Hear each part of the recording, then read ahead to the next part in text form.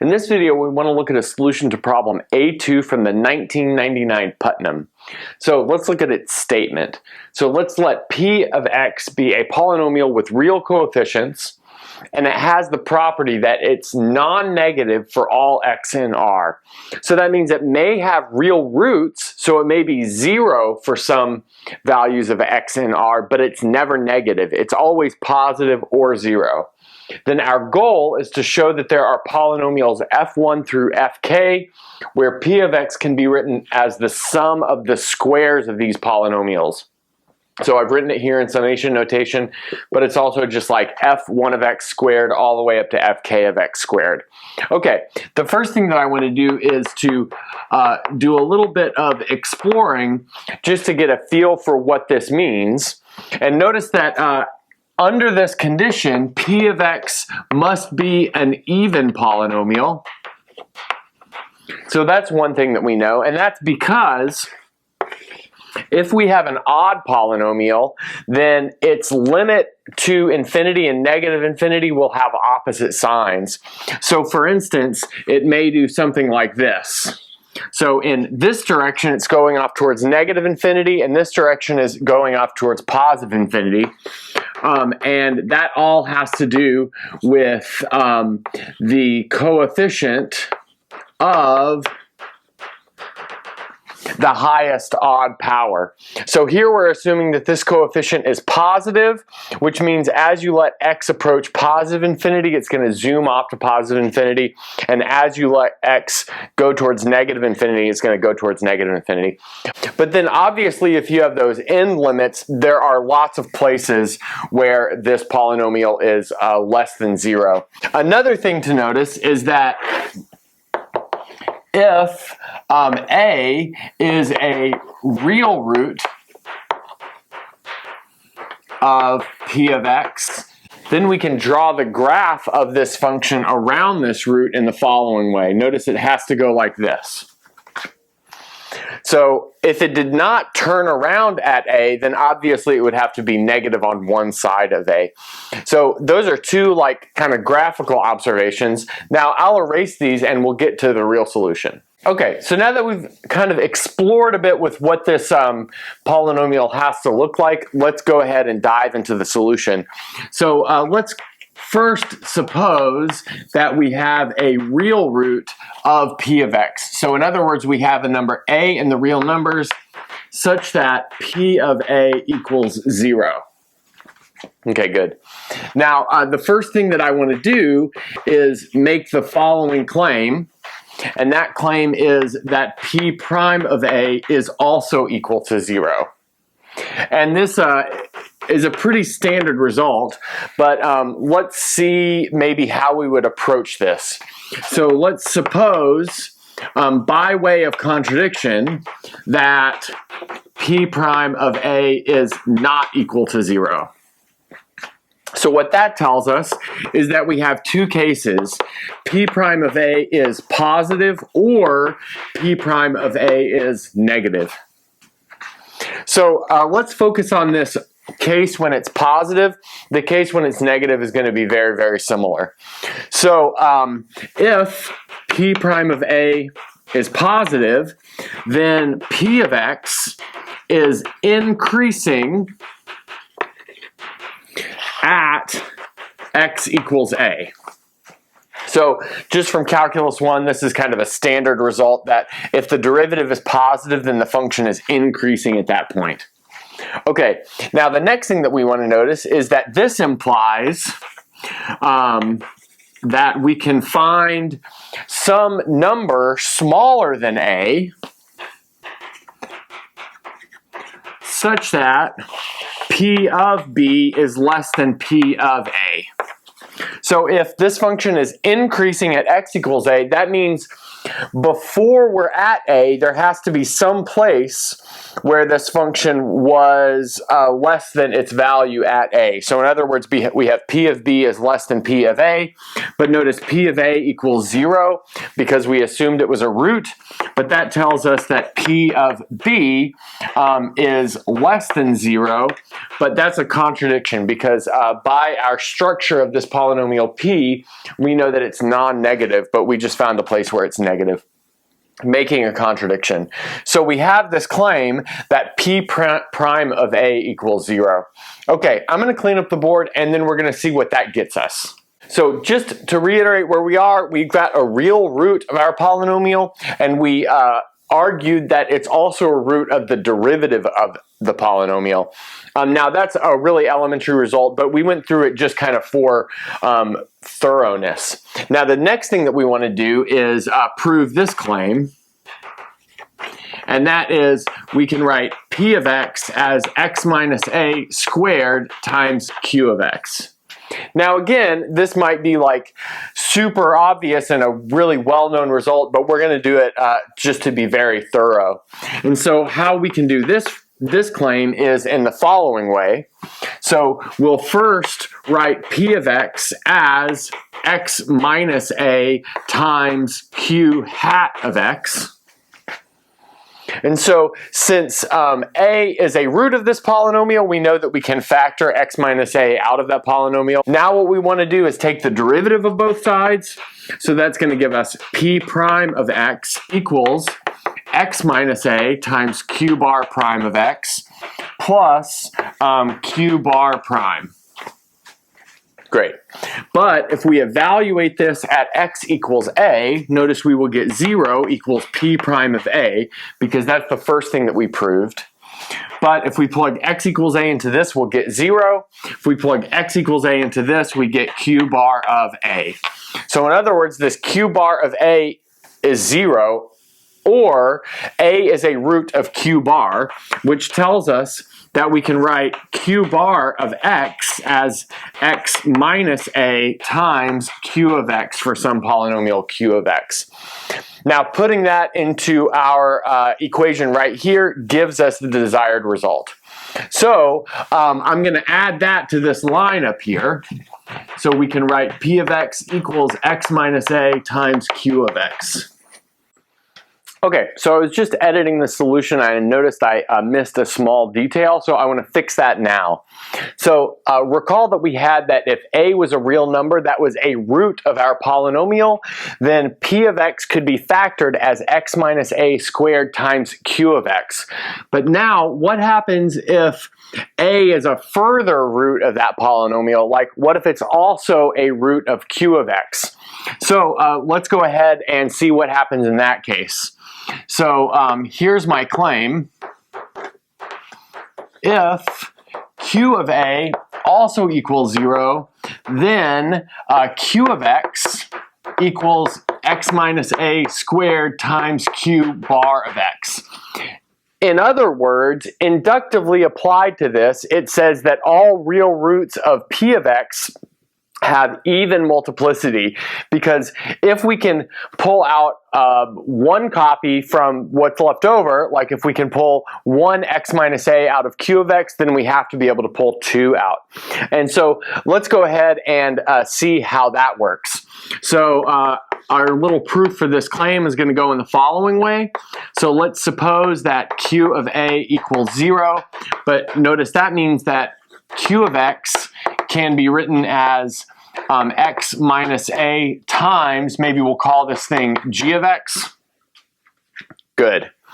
So now from here we want to notice that q prime of a equals 0. And let's see why that is. So by way of contradiction, if q prime of a is bigger than 0, so we're going to do the same kind of thing that we did before, then that means that q of x is increasing at x equals a. Great. But that tells us that there is some b less than a with q of b is less than q of a. But notice q of a was equal to 0.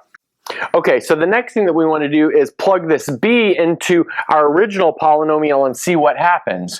So notice that p of b is going to be equal to b minus a squared times q of b, which is less than q of a, which is equal to 0. So what we have from this, well, obviously this is a positive number. And this is going to give us that P of B is less than 0, which is a contradiction. So in other words, Q prime equals, so Q prime of A equals 0, which means that we can write Q of X as X minus A squared times Q bar of X. Okay, great. But notice what that really means is that we can take this P of X and we can write it as X minus A to the 2m times, maybe we'll call this thing H of X. And this is true where H of A is not equal to 0. So in other words, we can keep factoring out this root A by way of factoring out the term X minus A, but we can only do it in pairs of 2. Okay, so now we're back to the original solution, which is easily patched by this observation. So now what we want to do is move on from this thing that we've proven, which is if we have a real root of our polynomial, then we can factor 2 copies of X minus A out of the polynomial. So now let's go ahead and consider the set of all real roots. So this is a subset of the real numbers. Be the set of all real roots of P of X. But notice that tells us that we can write P of X in the following way. We can write P of X as X minus A1 squared times X minus A2 squared all the way up to X minus AM squared times, maybe let's reuse Q of X, even though we've kind of used it up there just for simplification of notation. But now the next thing that we can do is we can rewrite this as f of x squared times q of x, where f of x equals x minus a not squared all the way up to x minus am. So obviously if you square f of x, you get this thing that we were able to factor out by everything else that we argued on the last step. And then the other thing that I want to notice is that all roots of q of x are complex. And how do we know that? Well, we factored out all real roots. And I should say here that in this list, we've repeated as necessary. So if something has a 4th order root, maybe we put it in this list 2 times. So let's see where we are so far. So far, we factored this polynomial p of x into f of x squared times q of x. And then also let's recall that f of x has, and I'll put that in quotes because what we mean is it kind of shares all the same real roots with p of x. So has all real roots of p of x. And q of x has only complex roots. But we know that complex roots occur in complex conjugate pairs, so that means we can write q of x in the following way. We can write it as x minus xc1 times x minus xc1 bar, where that's the complex conjugate of xc1, and then all the way up to x minus xcn, and then x minus xcn bar. Complex roots occur in complex conjugate pairs. That's an important fact here. Okay, great. Now the next thing that we want to do is let's go ahead and introduce some more notation. So let's say xc j is equal to alpha j plus I times beta j, where alpha j and beta j are real numbers. So in other words, it's the standard way to write a complex number. But now we can notice that if we take these complex conjugate pairs and multiply them together, so we have x minus xcj times x minus xcj bar. So just by foiling that out, we'll have the following. So we'll have x squared minus xcj plus xcj bar times x. So that's what we get from the inner and outer terms. And then plus xcj times xcj bar. Okay, good. But now, taking these as the values of those two complex numbers, it's easy to write down what this is. So notice that this is x squared minus 2 alpha jx. Because notice if you add these two this number to its complex conjugate, recall that its complex conjugate is the same thing with a minus sign there. Then obviously the imaginary part will cancel. And then if you multiply something with its complex conjugate, you'll end up with alpha j squared plus beta j squared. So now we can complete the square in this polynomial. So that's going to give us x squared minus 2 alpha jx plus alpha j squared. Notice that's what it takes to complete the square, but then we're obviously left with a beta j squared on the outside.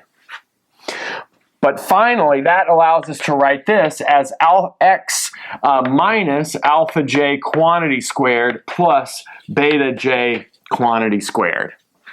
So we've got something like that for all of these complex conjugate pair terms here.